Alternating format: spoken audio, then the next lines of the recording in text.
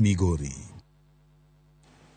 Toko dhi nyime ni maromo anyuola 3,207 koro koth mar oula mapek odare miechegi e kaonti ma Isiolo e kinde ma familia moko 12,802 koro dwaro sire gwengego kotenore gachiedh nade mikelo gi koth ma osebedo ka chwe e alworano.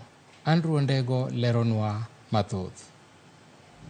E romo ma obagi gi tend kaonti ma Isiolo ka okale duol ma ochung' ne chwalo chenro mag kaontino, riwruok mar msalaba makwar kaachiel gi duol makedo gi midhiero pacho ka NDMA oyango ni midhiero mikelo kod oula mapek pod medore kendo koro thoth oganda ngimagi ni kama tek. Piny owacho koro ikwayo mondo okel kanyakla sir ma opogore opogore e rakore gi midhiero ma koth kelo ma koro rocho chenro mapile mag oganda ma odak e gwengego. Our main agenda today is to save life of our people, wildlife and our animals. We have brought all of them together. We have bring our heads together to make sure that everybody should put on the table what he has. Resources are not enough, but the meager resources that we have, we need to share. We will avail a small emergency committee in the county because today we have put on board everybody, national government, municipality, EWASCO, meteorological department.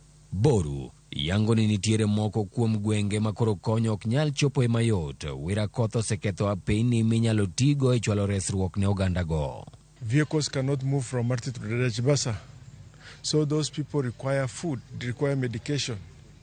So airlifting definitely is required so that those people should be saved. We have examination which is going on. So those exams also should be airlifted so that children can do their exams. Area like Resabor also is cut off, which also requires an airlifting of food. Sericho area, all those areas must also be captured. Riwruok mar msalaba makwar ka otele gi Gregory Masharia lero ni koth makama kidek nyayo gamo tuoche ma opogore opogore kendo kwayo jopiny mondo beda kicha gi kit pi magimodho. Gie sani riwruok mar msalaba makwar kod tend kaunti ma Isiolo nywako e temo kelo resruok ne oganda. The communities there will not have the commodities that they need within their households, and also seeking how, by working with partners, of course with the county government, to see how these items can be provided to them. Jatend tudruok mar NDMA kaunti ma Isiolo mar Abdi ogwayo jopiny ma odak e kuonde ma pi nyalo chandogie mondo yie otim mapiyo mar dar kendo dhi odagie e kuondego eko ma oting'ore gi malo. We are appealing to the members of the public who are on harm's way along the flooded areas to move to a higher ground and to be very much far away. And also we are appealing to the public during this particularly important rainy season.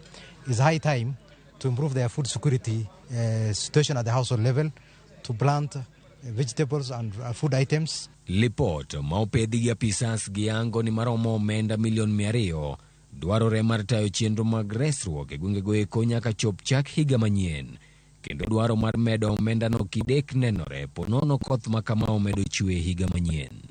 Andrew Ondego, Ramogi TV.